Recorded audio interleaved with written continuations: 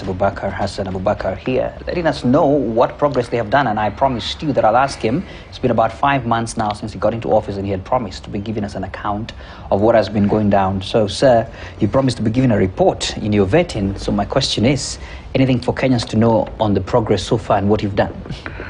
Good question. Yes, I promised during the vetting. And as a ministry, yes, we are compiling that report, and I think our minister will do a formal report on the same, on how his ministry has performed. Yes. But on my side, what I can say is, since we came in first, my agenda first is on business investment climate and business reforms. That's yes, what I've told you. And so far, I think the president has already given some pronounced himself on some pro-business reforms, like almost 10 of them, and some of them they have featured in the finance bill of 2020, 2023. Let me give an example. One is we wanted to make sure that we have our national treatment of investors is almost equal. And there are no controls to capital flow. So if you look at our finance bill right now, before, a foreign investor, when they establish here, the tax rate was 37.5. Before establishing? Yes. Wow. Yeah, when you establish. So before this finance bill, it's 37.5. Wow. But now we are equalizing it. Just the same way a normal a resident investor will pay 30%, the foreign investor will pay 30%. Okay. Yeah.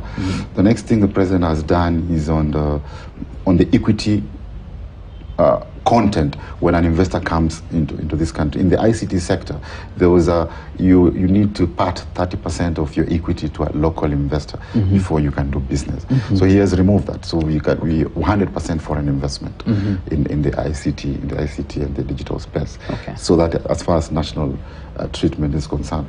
But most of the businessmen and investors, they are concerned about the business taxation. And their main concern was the stability of our tax regime. Okay. The president has pronounced himself, and it is by June there's a tax policy which says now that any tax measures will be stable for at least 3 years. So you'll not have every year taxes being changed. So that it helps investors. And you're right, by the tax planning. Sorry to interject on this, because that tax policy, it has been a heated one. Are we about to see it pass through Parliament? Yes, in June it will pass. That'll be very good. And it has the private sector input. The president has pronounced himself, and our president, he says he means it. And that is what is building the investor confidence. Yes. We are reversing that. We are building that investor through his pronouncement, and people believe him. Because investor confidence is about trust.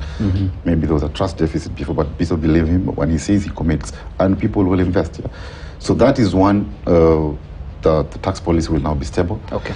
Then there's the issue of the refund. Where it was affecting cash flows of many businesses. They're saying they could not get their VAT refunds. So what the president has said is, if your VAT refund has been verified, you don't have to wait to be paid. You can just deduct from your future tax liability. So you're sorted. So, and you can manage your cash flow. So those are among the things which many reforms we've been doing in the last 5 months. Even the VAT on exported services has been, it was 16 VAT, now it has been removed. So it is attracting now multinationals who wants to serve the rest of Africa or wherever they are. They can set up here and export their services at zero rated. That's a big opportunity for them to come set up here. And I think we now need to move from special economic zone, which are focusing on goods, to special economic zone focusing on services. So we can attract FDIs here and export services rather than exporting goods. So those are the reforms we've been putting. In terms of how much investments have come in so far, we have a target of $10 billion. So people say that is unreasonable. It's not unreasonable. It's a challenge which we are willing to take and unwilling to postpone. We know we put that target because we know it is hard. We can't put easy things. So if you look at the international FDI market, it's a 1.6 trillion. And what is coming to Africa, that is according to the World Economic Forum. Last year, 2022, what is coming from Africa is $83 billion. Africa. Wow. What is coming to East Africa is 8.1. Out of that 8.1, half of it is going to Ethiopia. And Kenya only 448 million US dollars came to Kenya. That is 2021. Okay. If you look at the trend, that is 2021, the trend, the highest FDI for the last regime was in 2018, yes, which was 1.1. So it has been dwindling from 1.1 billion US dollars to 448. Yeah. And the highest ever FDI in Kenya is immediately after the constitution was passed, 2011. It's when we go to 2.1. Okay. So, but we have given ourselves a target of 10. Yes, 10. So I can tell you with and you can take this to the bank, we will break the record of 2018. That was before the handshake. Yes.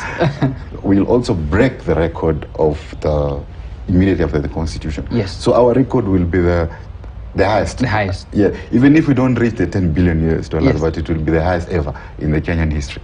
We are determined to deliver on that. And I'll be back to check on that. Yes. As we come to the tail end of this conversation, which could have been longer, first of all, you've just touched... But before you go to that, just to demonstrate that it's doable, we have already closed the Moderna 500 million US dollar. So that in itself is 500 million. We are almost closing the United Green 250 million. The United Green is an investment in Kisumu. Wow. In the agricultural sector. In Dongokundu, we had closed 200 million US dollar Taifa Gas. So that is already one. That's 1B. 1B. Okay. And the many more, which we are going to 1B in about 6 months. Okay. Yes. I can see the progress. If you keep on like this, then we're going to hit it. We will reach the 10 billion. Yes, and break it. Because we operate under the principle of 5 P's. One is we have the purpose. 2, we are passionate about the purpose. Yes. 3, we have a plan.